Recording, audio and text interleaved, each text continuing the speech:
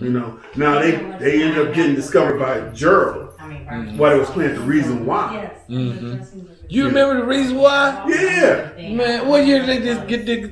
Excuse me. What year did they just get discovered by Gerald at The Reason Why? To be honest with you, I can't remember, but it may have been 90s. It had to be in the 90s. 92, 91. So, funny story. I remember The Reason Why. They was in Shaker, right? The second floor, little bar club on the second floor. Yeah, they had a basement. The first floor was like where they were playing at. Right. So, Mike Tyson used to come up here and kick it back in the day. Yes. And he used to park his Bentley, the drop top Bentley. You know, when you come out of The Reason Why, you can take that back street and from Shaker and go back up to Van Aken. Right. He used to park his Bentley on that back street where that circle is. Right. And people used to be like, well, Mike Tyson never really came to Cleveland. I tell people all the time, yeah, he used to live here. He took one of my girls at The Reason Why. We'll bring that up. The Reason Why used to be the spot. Used to be the spot. Yeah. They had good food too in it. Yeah, they sure did. They cooked food till late. Yeah. So yeah, I mean, we, you know, when Buddy came to me and said, "Hey man, Joe, Joe came on stage. We blew that nigga off the stage." I was like, yeah. I kind of figured you would, you know. I'll try it. You know, by this time, Joe had built his confidence up. So Joe had came into his own. And Buddy was already in his own. Buddy was fucking amazing. Buddy was amazing on the keyboards. He was amazing at writing. He was amazing at his vocal arranging vocals and everything. Buddy was phenomenal, but he could not structure a song. So I taught Buddy how to structure a song, how to write a song, and how to put it together. That was all done. Even the one song I'm going through, that was done in Alan's house, Alan Fluker's house. Me and Buddy got together and we started writing and arranging I'm Going Through, which ended up on one of the albums, one of the Rude Boys albums. Right. But people don't know that because Buddy took all the credit for it. He didn't tell nobody he worked with me, you know, but that's the way Buddy was. Right. Joe definitely ain't gonna tell nobody that he worked with anybody because he wants all the credit. That's the way Joe is. So Joe ain't, you know, if it ain't about Joe, you can forget it. You ain't getting it. Right. So I look at it like this. If the Rude Boys would have never been if it wasn't for me starting, period. End of story. Right. You know, I started it, I named the group, Buddy agreed to the name, okay? And that's the way the Rude Boys were started. Right. There's no ifs, ands, or buts about it. That is the facts. That is the truth. Right. If it was anything other than that, I would say so. Like Joe, after they got signed and everything, Joe came back, okay? This is honest God truth. Joe sung on She's Driving Me Stupid, Come and Talk to Me, Come Back to Me, and a few other songs that I had done or wrote for my group, right. The Last Word.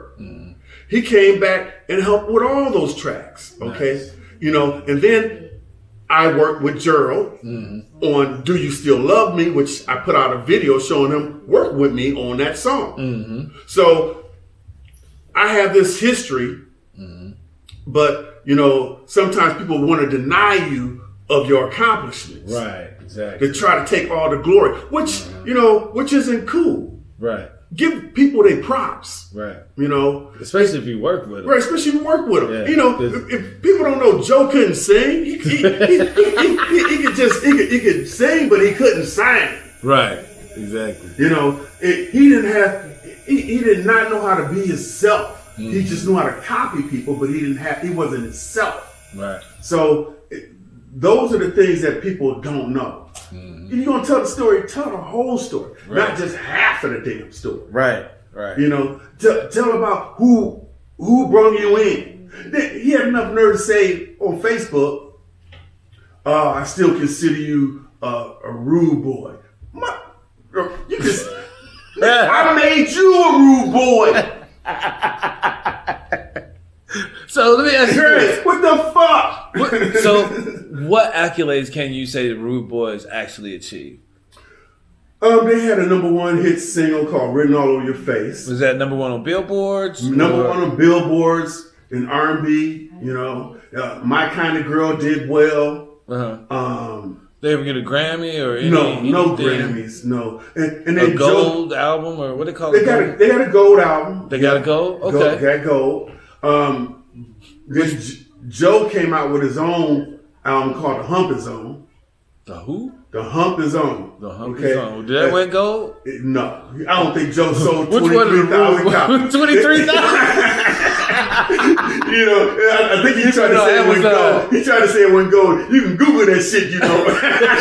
Yeah, that's true. It didn't do shit. Me and Buddy was laughing about it. Wow. You know, me and Buddy was like, and Joe, this was funny. Joe calls me over to his house. He was living in Lakeshore, off of Lakeshore Boulevard. Okay. Up East in side. These high rises. Yep, the high rise. So I go over 260 out there. and he's like, Blackie, man, check out my album.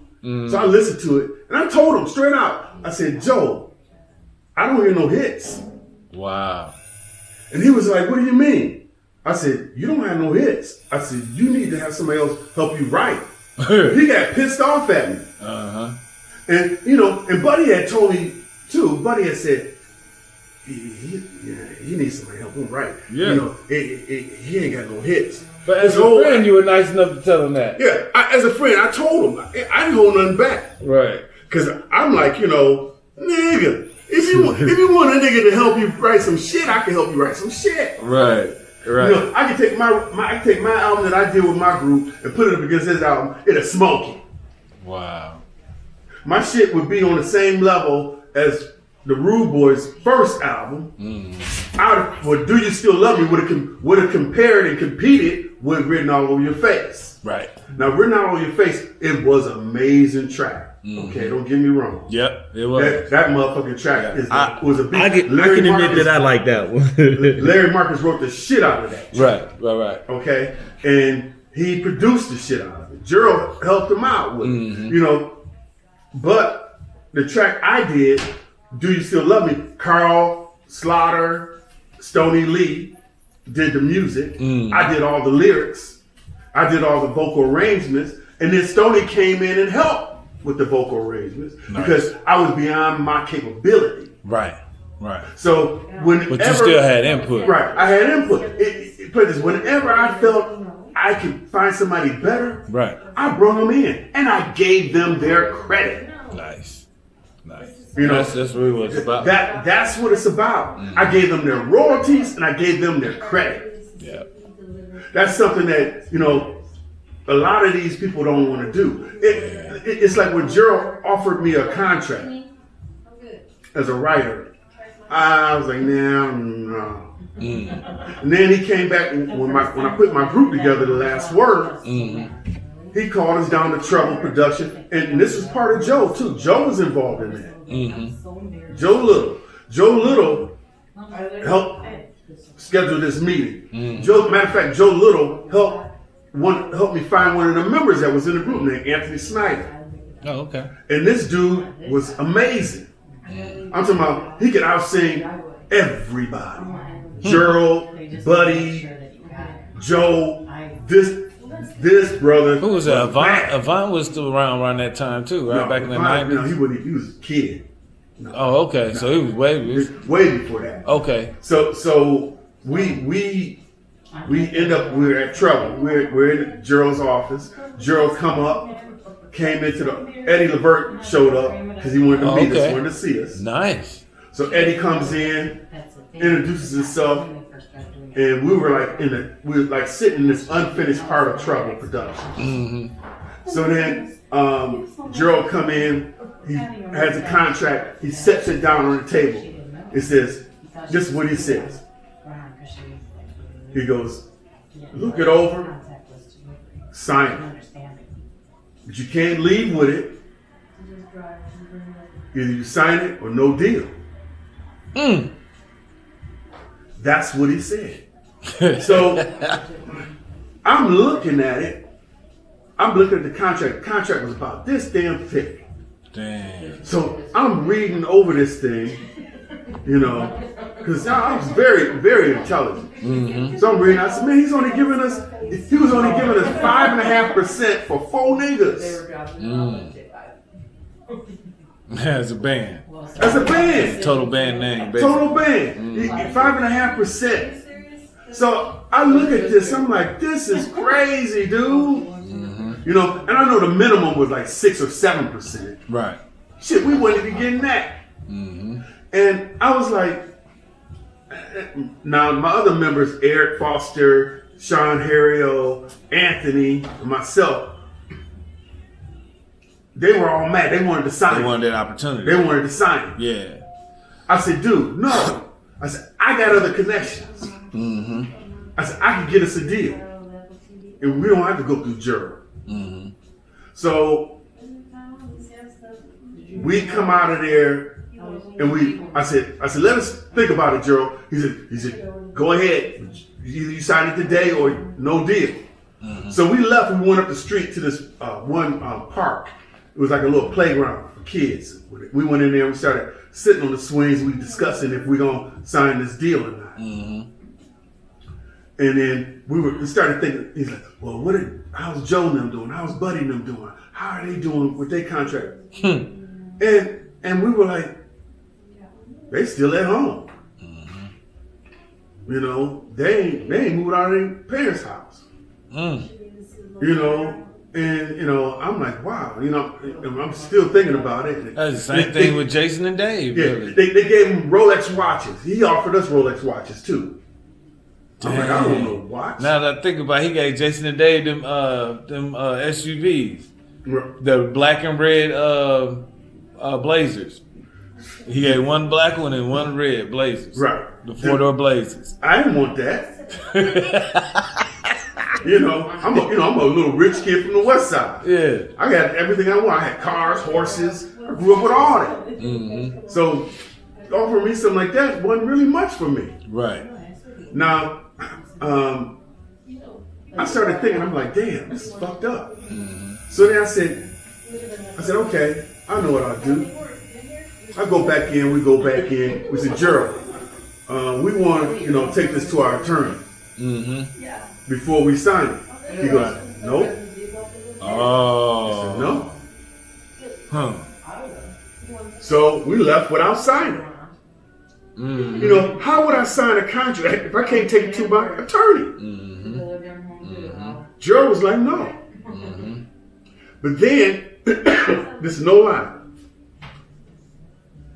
After he said he didn't, after he said no, that we couldn't, after we said no, we said fuck him. So we went to Right Track Studio down on Payne Avenue.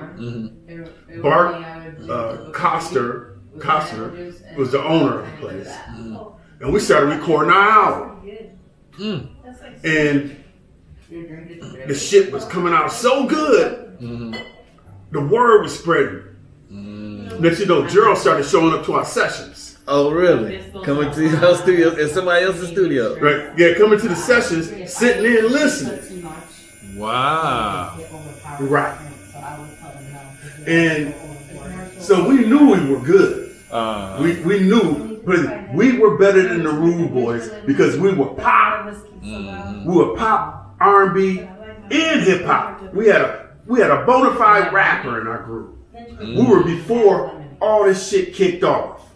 Gotcha. We had rap in our songs before anybody else was doing it. Oh, okay. We were doing it already.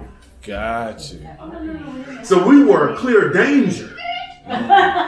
So next thing I know, I ended up going to New York. We got these attorneys named Enoch Carpe. She was an entertainment attorney out of New York. Nice. And her partner, Deidre Young, and she was already she was managing these couple of high profile artists already. Nice. And they took us on because we were that good.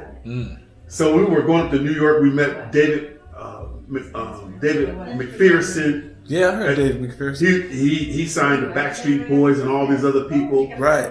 And he loved us, but they wouldn't sign us because Gerald called up there and stopped them from signing us.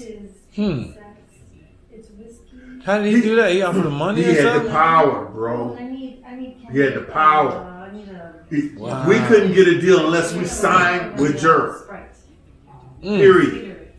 Wow, outside of Cleveland, huh? We came from Cleveland. We had to sign through him, or we weren't getting no deal. So when we found that out, we just said, "Fuck it." We put it out on our own. We did. We put it out. We started getting airplay up in New York, parts of Georgia, Detroit. There was a lady named, her name was Jane Fonda, black lady, beautiful. Beautiful. And she was the program director up there at WJLB. And we went up there. They wanted to interview us and start playing our music. Right. By the time we got up there, this is what happened. She pulled us into their office. She said, "I can't play your music. I got to stop playing your music. You got to go back and talk to Gerald Levert and Lynn Tolliver." No, for real? Well, I heard Lynn Tolliver had it on lock too. Yeah, so I was like, Lynn Tolliver? So Lynn Tolliver wanted us to sign a management contract with him. So he sent this one bounty hunter named Chris Green. He was like a strong arm man. He was lightweight, threatening us. Yeah, of course. So I'm like, this is some bullshit. So I'm like, I ain't signing that. I ain't doing no management deal. Right. And we walked away from it. Next thing you know, all of our airplay all over stopped and ended. They were that powerful. It stopped all of our airplay in over 3 states, and whatever other states was playing our stuff. They stopped it. Wow. That's the honest to God truth. And I'm like, I was so mad. That's power. I didn't know what to do. It basically shut me down. And I went to Buddy, trying to talk to Buddy about it. Buddy was like, "Man, y'all just need to sign with Gerald. You just need to sign with him." He was already on the team. Right.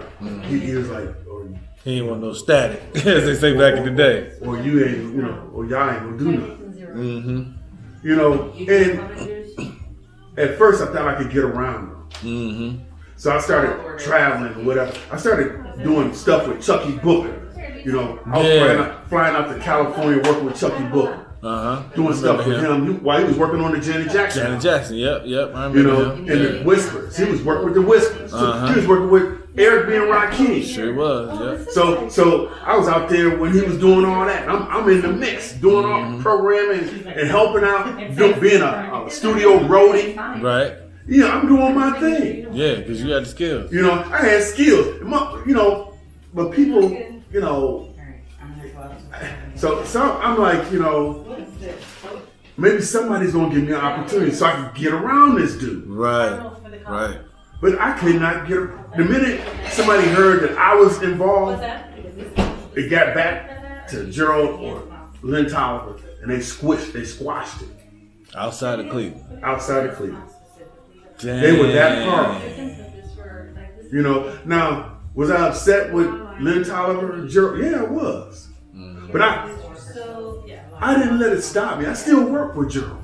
I came back and did a song with Gerald, that's never been released. I did a song, it's called That's What the Way Love Is, the name of it. It never was released. Now, I came back, I found it on the old DAT tape. I went to Bart Costner, who owned Right Track Studios. And I had him transferred from DAT tape to a flash drive. Okay. And I found it. Right. And I knew right then I had gold. Because I had the only song that hasn't been released of Gerald Levert's, but I only had his background. Didn't have the lead. I lost the lead. So I went to Joe Little to try to work a deal out with him, to see if he'd sing the lead. Couldn't come to terms with it. I'm like,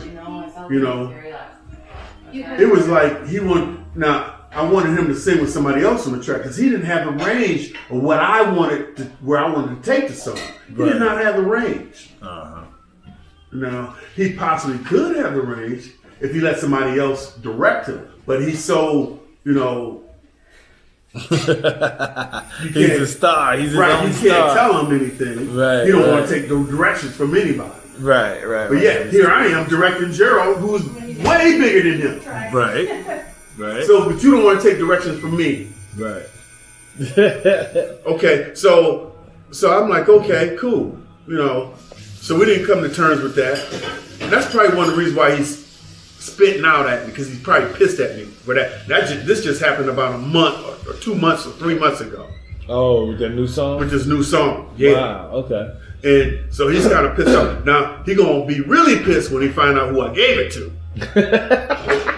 We'll say that. We'll say that to the next interview. Right. He gonna be really pissed when he find out who I gave it to. Right. And they gonna be blowing it up. You know, because I did approach Johnny Gill, his camp. I tried to approach Keith Sweat, because I was trying to do the LSG thing. Right. You know, but they all wanted big money. I don't want to pay no big money. Right. It's just you know, a song. It's just a song. You know, however many times they get it once you get it going. Right. Ain't really no money in music no more because of the internet. Yeah. Exactly. So you know, I'm like, why would I pay you all that? It ain't really no money in this shit. Right.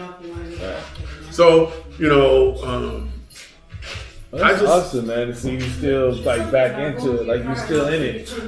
Yeah, like you still have contact. Yeah, I got Lil G from Silk. Me and him good friends. You know, I thought about trying to get him to do something with it. But you know.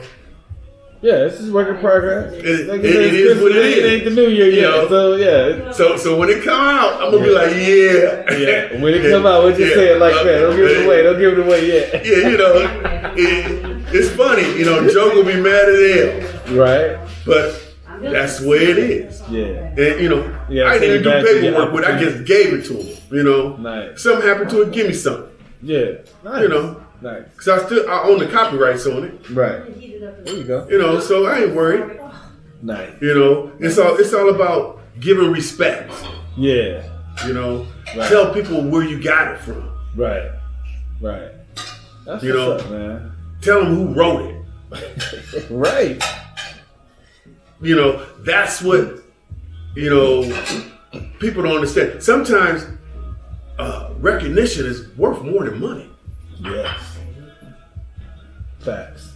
So you if you don't look at this industry like that, you know. Well, case in point, just me being able to spend some time with you, like I say, especially on the holidays, because everybody's usually working. Had this COVID thing come out and everything, so it's like being able to just come back and just rub shoulders with somebody. We've been cool for a long time, so it's like we still moving, we still getting older. You know, families growing, you got kids, getting grandkids, but it's like you're still the same person. You're still like willing to give back, but you're still working your craft. You're still mastering your craft, and that's beautiful, you know. And it's like that throwing the ladder back. Like I haven't been able to throw the ladder back because I haven't gotten to no level yet where I can throw a ladder back. But I think I've been in the mix long enough where I've met enough people where I can You've been in the mix for a minute, bro. Yeah.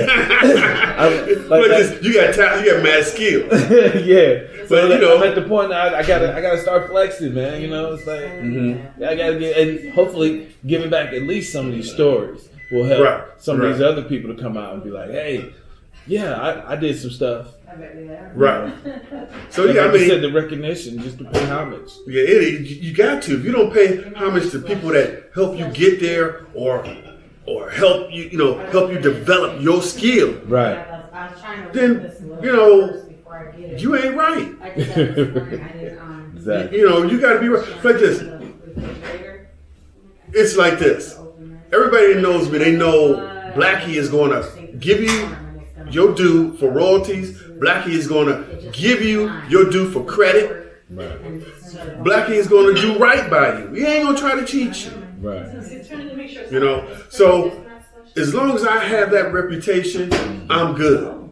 That's what's up. You know, and I'm fine. If I don't make no money for it, I'm still making money. Right. I'm building houses. Real estate, I'm, real estate. You're building cannabis. I tried to get a cannabis license. Spent over $40,000. Didn't get yet.